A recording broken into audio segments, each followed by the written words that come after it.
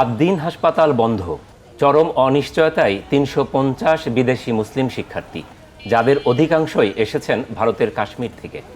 I hope so they help us. So we really hope that the Bangladesh government help us in this. শিক্ষা জীবন বাঁচাতে তারা গিয়েছিলেন সচিবালয়ে, উদ্দেশ্য স্বাস্থ্যমন্ত্রীর সঙ্গে দেখা করা। কিন্তু মন্ত্রী সচিব কারো সাক্ষাৎ পাননি কোটি কোটি টাকা খরচ করে পড়তে আসা ছাত্রীরা। So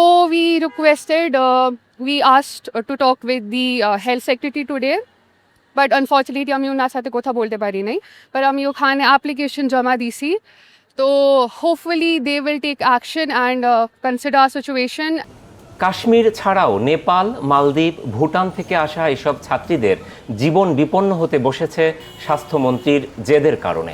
আমার জন্য আমার ফাইন্যান্সিয়াল লস, আমার ক্যারিয়ার লস হবে, তো আমি এটাই রিকোয়েস্ট করতে চাই। লাইসেন্স বাতিলের পর বন্ধ রয়েছে প্র্যাকটিক্যাল ও ক্লিনিক্যাল ক্লাস। বিদ্যমান নিয়ম বলছে এক মেডিকেলে পড়ে অন্য কলেজে ইন্টার্নশিপ করা যায় না। অন্য কলেজে মাইগ্রেশনের সুযোগ একেবারেই নেই। তাই আদ্দিন খুলে না দিলে অল্প দিনেই বরবাদ হয়ে যাবে ছাত্রীদের সারা জীবনের অর্জন। কোনোদিন পরিচয় দিতে পারবে না ডাক্তার হিসেবে। আমার ন্যাশনাল মেডিকেল কাউন্সিলে গাইডলাইন যেটা আছে, ও হিসাবে আমি আরও কোথাও হসপিটালে শিফট করতে পারবো না।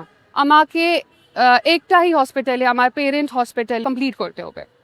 আদ্দিন মেডিকেলে বিদেশি ছাত্রীর সংখ্যা অন্য যে কোনো হাসপাতালের চেয়ে অনেক গুণ বেশি। চাই আমার জন্য বেস্ট এটাই, আমার হসপিটাল আবার খুলে দেয়। ডিগ্রি বাতিল হওয়ার আতঙ্কে চরম দুশ্চিন্তায় দিন কাটছে বিদেশি ছাত্রীদের। প্রধানমন্ত্রীর কাছে আবেদন জানিয়েছে হাসপাতাল খুলে দেওয়ার। Abu Saeed, media network, Dhaka.